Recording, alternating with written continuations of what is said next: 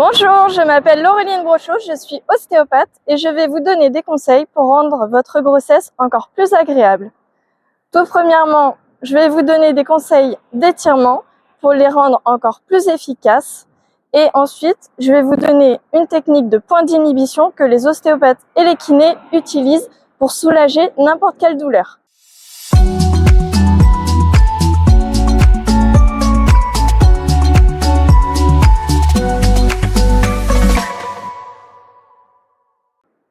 Alors, premièrement, les étirements pour les rendre encore plus efficaces. Ma petite astuce, c'est que lorsque vous vous étirez pour relâcher les jambes et le dos, par exemple, vous allez rester 30 secondes et après, vous changez légèrement la position. Vous restez encore 30 secondes et vous changez encore la position. Ça va permettre à ce que l'ensemble des fibres du muscle soit entièrement relâché pour qu'il ne reste pas une zone du muscle qui soit encore contractée et qui fasse encore mal. C'est pour ça que quand les gens font toujours des étirements et ils disent « je comprends pas pourquoi j'ai mal, j'ai encore mal », c'est parce que tout simplement ils font toujours le même étirement dans la même orientation. Donc ça va étirer toujours la même fibre du muscle. Du coup, il y aura toujours les autres positions du muscle, les autres fibres qui ont d'autres orientations, qui sont légèrement à côté dans le muscle, qui vont toujours être contractées et du coup toujours faire mal. Ensuite, les 3 règles de l'étirement qu'il faut absolument savoir, c'est qu'il faut s'arrêter avant la douleur. Un étirement ne doit jamais faire mal. Si ça me fait mal déjà quand je me penche en avant, hop, je vais moins loin et j'attends 30 secondes que ça relâche pour voir si je peux aller plus loin après. La deuxième règle, c'est qu'il faut attendre 30 secondes. Si on attend moins de 30 secondes, il n'y aura pas assez de fibres dans le muscle qui se seront relâchées pour que globalement l'ensemble du muscle soit détendu. Et la troisième règle, c'est qu'il faut bien faire des 2 côtés votre étirement. Parce que sinon, il y aura, si j'étire que ma jambe droite, elle va être plus détendue que la gauche. Du coup, quand je vais marcher, mon bassin va basculer et va plus forcer d'un côté que de l'autre. Donc, je risque de me blesser d'un côté ou de l'autre, vu que ce n'est pas symétrique au niveau de mes efforts. Maintenant, passons au point d'inhibition. Donc, c'est une technique que vous pouvez utiliser dès que vous avez n'importe quelle douleur.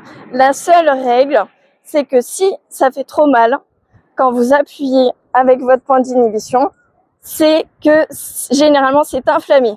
Donc il faudra, si vous avez mal au trapèze, il faudra faire le point d'inhibition plus haut, l'articulation plus haute ou plus bas, ou les deux, même c'est encore plus efficace, pour ensuite revenir sur le point qui était douloureux, qui aura relâché ses fibres, vu qu'on aura détendu à distance ce qui le tirait, il se sera désinflammé et là on va pouvoir travailler dessus.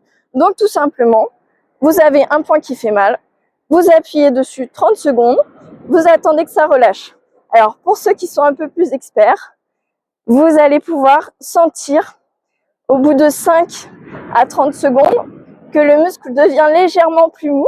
Ça veut dire que les fibres où on appuie se sont relâchées et on va pouvoir tracter un peu plus haut, un peu plus en bas, à gauche, à droite, un peu plus profond pour sentir quelle est la zone qui est encore dure et qui a encore besoin d'être relâchée.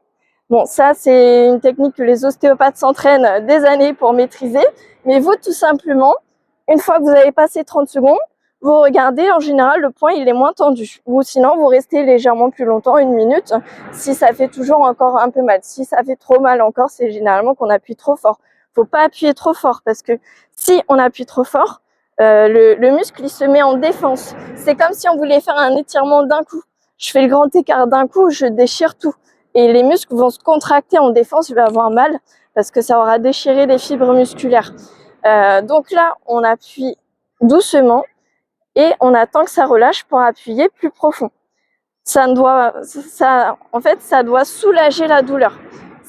On appuie sur le point douloureux, ça ne fait pas mal, mais ça soulage la douleur. C'est le point où la douleur s'arrête. On appuie sur l'endroit qui est dur jusqu'à ce que ce ne soit moins dur et on attend que ça devienne complètement mou. Et du coup, si vous maîtrisez pas tous ces outils, tout simplement, vous faites le point, vous attendez 30 secondes, vous regardez, est-ce qu'il y a un autre point autour qui fait mal? En général, il y en a plein. Donc, vous regardez et vous appuyez sur le point suivant et vous attendez encore 30 secondes que ça se relâche. Partagez cette vidéo pour qu'un maximum de personnes puissent avoir ces bons conseils pour être en meilleure santé et mettez un pouce pour que la vidéo soit vue par plus de personnes. À bientôt!